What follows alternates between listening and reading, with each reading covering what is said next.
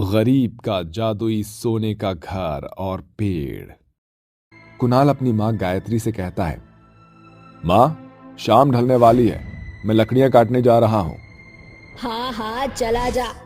एक लकड़ी काटने के अलावा तेरे पास और कोई काम भी तो नहीं है।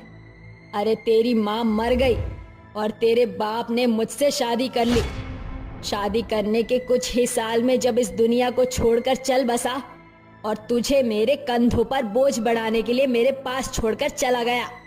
कुणाल अपनी सौतेली माँ की जली कटी बातें सुनने के बाद भी उन्हें नजरअंदाज कर देता है, जिसके बाद वो एक बाल्टी में पानी भरता है और अपने साथ ले जाने लगता है। जंगल की तरफ जाते जाते वो जितने भी हरे पेड़ देखा करता था, उस बाल्टी से उन सभी पेड़ों के अंदर पानी डाल दिया करता था। अरे यहाँ तो काफी सारी सूखी लकड़ियां हैं, इन्हें ही काट लेता हूँ। कुणाल जंगल में से सूखी लकड़ियां काटना शुरू कर देता है। देखते ही देखते वो लकड़ियां काट कर 2 से 3 बंडल इकट्ठा कर लेता है, जिसके बाद वो जंगल के अंदर एक बहुत बड़े पेड़ के नीचे जाकर बैठ जाता है, जहां कुणाल बचपन से अपना समय गुजारा करता था। हे भगवान, आज बहुत ज्यादा थक गया हूँ और मैंने अपने प्यारे पेड़ को पानी तो दिया ही नहीं। ऐसा कहकर कुणाल उस विशाल पेड़ के चारों तरफ पानी डाल देता है और वापस घर लौट आता है। घर आने के बाद उसकी सौतेली माँ गायत्री उसे एक प्याज के साथ सूखी रोटी देती है। देखो, खाना खत्म हो गया था, बस ये सूखी रोटी बची है। इन्हें खा लो और सो जाना। इतनी मेहनत के बाद भी बिना संकोच किए बेचारा कुणाल सूखी रोटी और प्याज खा लेता है, जिसके बाद वो आराम से सो जाता है। कुणाल अपने लकड़हारे की जिंदगी में खुश था, लेकिन एक दिन अचानक से उनके घर में चोरी हो जाती है, जिसके चलते गायत्री कुणाल से कहती है, ये सब तुमने क्या किया है? चुपचाप मेरे सारे गहने मुझे वापस लौटा दो। अगर तुमने मेरे गहने मुझे वापस नहीं लौटाए तो मैं तुम्हें पुलिस के हवाले कर दूंगी। माँ, आप ऐसा क्यों सोचती हो? भला मैं आपके गहने क्यों चोरी करूंगा? मैंने तो आपके गहने देखे भी नहीं है। गायत्री उसकी एक नहीं सुनती है। वो छड़ी उठाकर उसे मारने लगती है और मार मार कर उसे घर से भगा देती है। बेचारा रात के समय रोते हुए जंगल की तरफ चला जाता है। चलते चलते वो उसी पेड़ के पास आकर रुक जाता है, जहां वो अक्सर थक हार कर बैठ जाया करता था। अब मैं कहाँ जाऊं? मेरे सर पर कोई छत भी नहीं है। बहुत जोरों से भूख भी लगी है। मेरी सौतेली माँ ने तो मुझे घर से भी निकाल दिया है, और वो भी झूठा चोरी का इल्जाम लगाकर। ऐसा कहकर कुणाल फूट फूट कर रोने लगता है। तभी पेड़ के अंदर से एक आवाज आती है, तुम्हें चिंता करने की कोई जरूरत नहीं है, मैं तुम्हारी मदद करूंगा। पेड़ से आवाज सुनते ही कुणाल घबरा जाता है और डर के मारे यहाँ से वहां देखने लगता है। कौन कौन है यहाँ? अगर हिम्मत है तो मेरे सामने आओ। तभी उस विशाल पेड़ के मुंह और आंख बन जाते हैं, जिसके बाद विशाल जादुई पेड़ कुणाल से कहता है, मैं हूं तुम्हारा दोस्त, मुझसे डरो मत, मैं तुम्हारी मदद करूंगा। तुम्हें रहने के लिए घर चाहिए ना? पेड़ के इतना कहते ही कुणाल के सामने एक सोने सा सुनहरा घर प्रकट हो जाता है। आज से तुम इस सोने के सुनहरे घर में रह सकते हो। तभी अचानक से उस जादुई पेड़ के ऊपर कई प्रकार के सोने के गहने उग जाते हैं। इन सोने के गहनों की मदद से तुम अपनी सभी परेशानियों को दूर कर सकते हो। अगर तुम्हें खाना खाना हो या तुम्हें किसी चीज की जरूरत हो तो तुम इन गहनों को पेड़ के ऊपर से तोड़ कर ला सकते हो। लेकिन तुम मेरी मदद क्यों करना चाहते हो? तुम कई सालों से इस जंगल में लकड़ियां तोड़ने आते रहे हो, और जब भी तुम्हें आराम करना होता है तुम हमेशा से मेरे पेड़ के छांव में ही बैठ जाते हो, और तुम हमेशा मेरे जड़ों को पानी देते हो, जिससे मैं हमेशा हरा भरा रहता हूँ। इसलिए मैं तुम्हारी मदद करना चाहता हूँ। ये सब देखकर कुणाल बहुत खुश होता है, जिसके बाद खुशी खुशी अपने सुनहरे सोने के घर में चला जाता है, जहाँ उसे रहने की सभी सुख सुविधाएं मिलती है।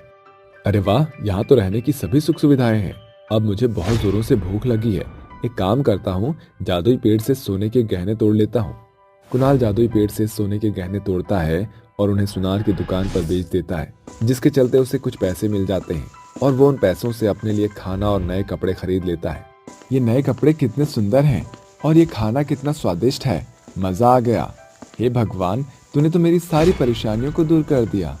कुणाल ऐसा कहकर अपने सोने के सुनहरे घर की तरफ लौटने लगता है, लेकिन तभी रास्ते में उसे एक बहुत बुजुर्ग औरत मिलती है। मेरी मदद करो बेटा, कई दिनों से कुछ नहीं खाया है।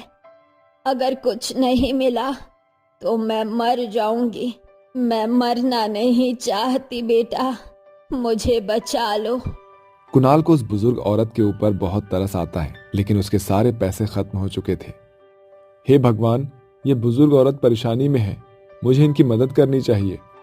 ऐसा सोचकर कुणाल अपनी जादुई गहने के पेड़ के पास पहुंच जाता है और उसके ऊपर से सोने का नेकलेस तोड़ लेता है और उसे सुनार की दुकान पर बेच देता है, जिसके बाद वो उन पैसों से खाने का सामान और कपड़े खरीद कर उस बूढ़ी औरत को दे देता है। ये लीजिए, आप पेट भर कर खाना खा लीजिए और ये कपड़े मैं आपके लिए लेकर आया हूँ। कुणाल अपने हाथों से उस बुजुर्ग औरत को खाना खिलाता है, जिसके बाद वो बुजुर्ग औरत उसे आशीर्वाद देते हुए कहती है, भगवान तुम्हारा भला करे, तुमने मेरी जान बचाई है, इसके लिए तुम्हारा बहुत बहुत शुक्रिया बेटा। कुणाल उस बूढ़ी औरत की मदद करके बहुत खुश होता है, जिसके बाद वो अपने घर पर वापस लौट आता है और सो जाता है। अगले दिन जैसे ही सवेरा होता है, कुणाल जंगल से सूखी लकड़ियां तोड़ना शुरू कर देता है। मैं जानता हूँ कि मुझे मेहनत करने की कोई ज़रूरत नहीं है, क्योंकि मेरा जादुई पेड़ मेरे लिए सब कुछ कर सकता है, लेकिन मैं हमेशा इसी प्रकार से अपने जादुई पेड़ की मदद लेता रहूँगा तो मेरी आदत खराब हो जाएगी, इसलिए मुझे मेहनत करते रहना चाहिए। ऐसा सोचकर कुणाल लकड़ियां काट कर उन्हें बाजार में बेचने चला जाता है और कमाए हुए पैसों को देखकर वो बहुत खुश होता है। एक दिन कुणाल मंदिर में प्रसाद चढ़ाकर वहां से वापस लौट रहा होता है। तभी वहां उसे उसकी सौतेली माँ गायत्री नजर आती है। अरे माँ, आप यहाँ पर, और आप रो क्यों रही हो? कोई परेशानी है क्या? अगर कोई परेशानी है तो मुझे बताओ, मैं आपकी सारी परेशानियों को दूर कर दूंगा। बेटा तू आ गया, मुझे माफ कर दे बेटा, मुझसे बड़ी भूल हो गई। गहने तूने चोरी नहीं किए थे, बल्कि मैं ही उन्हें रखकर भूल गई थी। तब से मुझे अपनी गलती का पछतावा हो रहा है। इस दुनिया में अपना कहने के लिए मेरे पास तेरे अलावा और कोई नहीं था, जिसे मैंने हमेशा सौतेला समझकर अपने से दूर रखा। बेटा, मुझे मेरी गलती का एहसास है, मुझे माफ कर दे बेटा। अपनी माँ को ऐसा रोते हुए देखकर कुणाल की आंखों में आंसू आ जाते हैं और वो अपनी माँ को गले से लगा लेता है, जिसके बाद वो कहता है, अरे माँ, आप मेरी देवी हो, आपको मुझसे माफी मांगने की कोई जरूरत नहीं है, चलिए मेरे साथ चलिए आप। कुणाल अपनी माँ को अपने साथ जंगल के सोने के सुनहरे घर में ले जाता है, जिसके बाद वो अपनी माँ से कहता है, माँ, आपने गहनों की वजह से मुझे घर से निकाल दिया था ना, देखो आज मेरे पास कितने सारे गहने हैं। कुणाल जादुई पेड़ से सोने के गहने तोड़ता है और सभी गहने इकट्ठे करके अपनी माँ की झोली में भर देता है।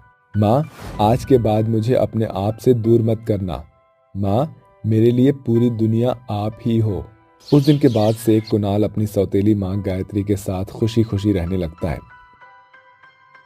अरे सुनो भाई, इस भिखारी को कुछ खाने को दे दो।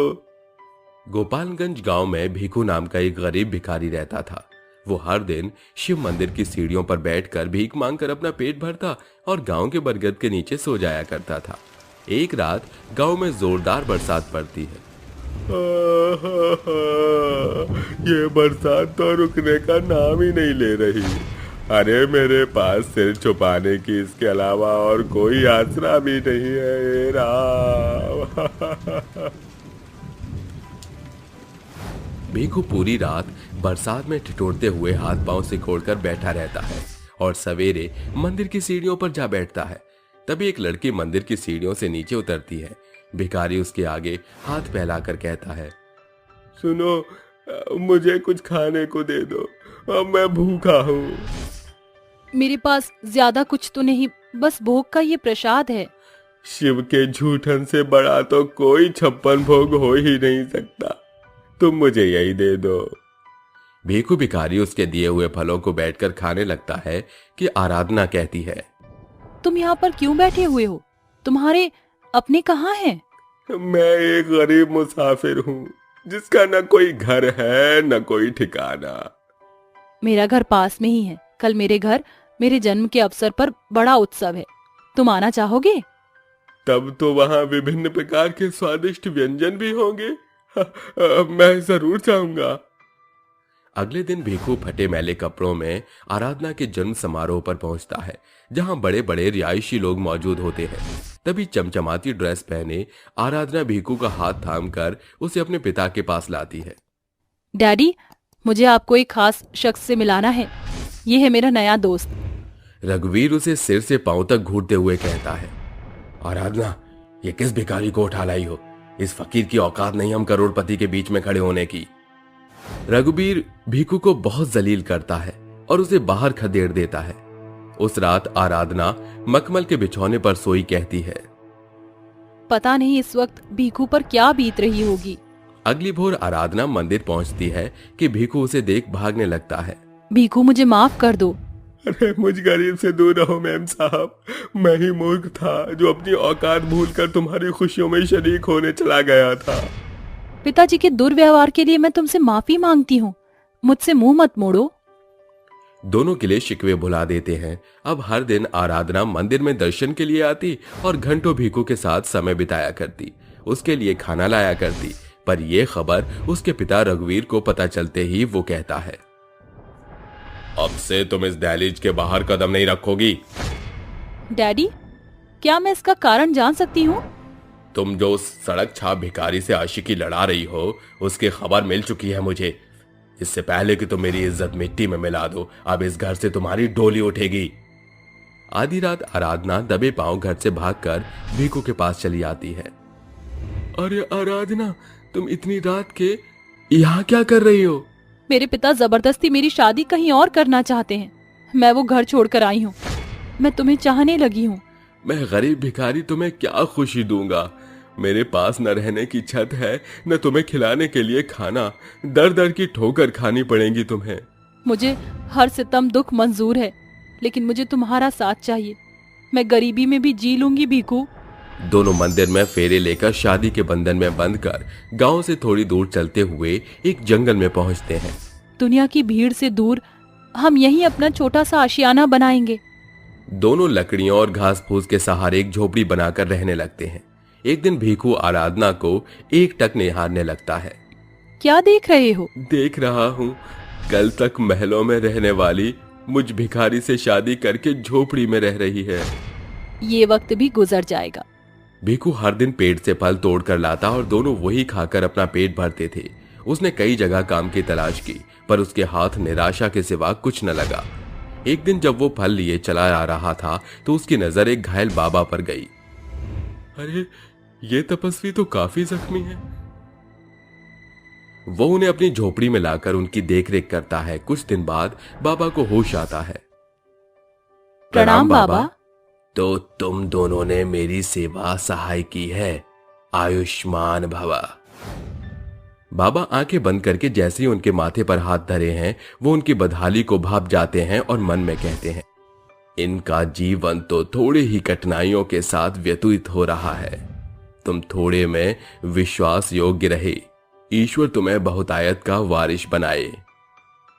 बाबा अपने कमंडल के जल का छिड़काव उनकी झोपड़ी में करके वहां से चले जाते हैं। अचानक उनकी घास फूस की झोपड़ी सोने की जादुई चमचमाती झोपड़ी में बदल जाती है, जिसे देख दोनों के मुंह खुले रह जाते हैं। ये कैसा चमत्कार है? फिर झोपड़ी के अंदर की जगह अपने आप सरक कर चौड़ी हो जाती है। अरे, ये झोपड़ी एकदम महल जितनी बड़ी कैसे हो गई? जरूर वो तपस्वी कोई देवता थे। भूख के मारे पेट में खलबली मची हुई है, काश कुछ खाने को मिल जाता। भीखू के कहते ही झोपड़ी की छत से अचानक तेज रोशनी प्रकट होते ही उनके पास ढेर सारा खाना आ जाता है। ये तो सचमुच एक जादुई झोपड़ी है जो हमारी मांग को पूरी करती है। उस रात दोनों खा पीकर बड़े ही चैन से सोते हैं। अगली भोर आराधना कहती है, मेरे पास एक भी अच्छे कपड़े नहीं बचे। क्या ये जादुई झोपड़ी मुझे कपड़े दे सकती है? ये जादुई झोपड़ी हमें नए कपड़े दे।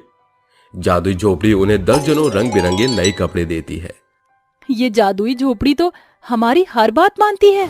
समय गुजरता है। एक सवेरे दोनों टहलने के लिए जंगल से बाहर निकलते हैं, जहां एक औरत सड़क पर पड़ी मदद की गुहार लगाती है। अरे कोई मदद करो।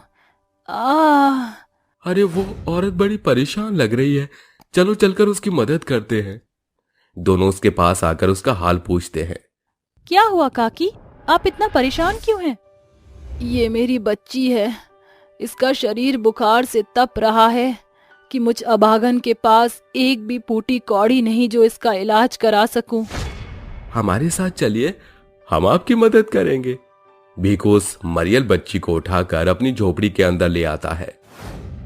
जादुई झोपड़ी, मुझे ऐसी असरदार दवाई दो जिससे कि यह बच्ची एकदम ठीक हो जाए। जादुई झोपड़ी अपने अंदर से जड़ी बूटियों से बनी दवाई प्रकट करती है। दवाई के पिलाते ही वो बच्ची उठ खड़ी होकर कहती है, देखो दादी, मैं ठीक हो गई। नेहा मेरी बच्ची, ये कैसी जादुई झोपड़ी है जो एकदम बर्फ जैसी शीतल है। इसकी असरदार दवाई से मेरी पोती एकदम टनाटन हो गई। तुम्हारा शुक्रिया। वो औरत अपनी पोती के साथ चली जाती है। एक दिन एक भिखारी उनकी झोपड़ी का दरवाजा खटखटाकर कहता है, कोई है इस सोने की झोपड़ी में? मुझे कुछ खाने को दे दो, मैं हफ्तों का भूखा हूँ। भिखारी और कोई नहीं बल्कि आराधना का पिता होता है। पिताजी, आप इन हालातों में? तुम मुझे छोड़कर क्या गई? तेरा पिता फकीर बन गया। शायद ईश्वर ने मुझे एक गरीब को नीचा दिखाने की सजा दी है। ससुर जी, मेरे मन में आपके लिए कोई रंजिश नहीं। ये जादुई झोपड़ी पिताजी को उनके पहले हालात वापस लौटा दे। जादुई झोपड़ी जंगल से उखड़कर रघुवीर को अपने अंदर सवार करके हवा में लहराती हुई उसके घर तक छोड़ आती है। बिटिया, क्या बीती बातें भूलकर हम दोबारा एक साथ नहीं रह सकते? पिताजी, हम यहाँ की भीड़ भाड़ से दूर जंगल में बसे अपनी झोपड़ी में बेहद खुश हैं। जादुई झोपड़ी उन्हें अपने अंदर समाकर वापस से जंगल में आ जाती है और दोनों हंसी खुशी रहने लगते हैं। और जब भी कोई जरूरतमंद गरीब उनकी झोपड़ी के पास आता तो वो उनकी मदद किया करते थे।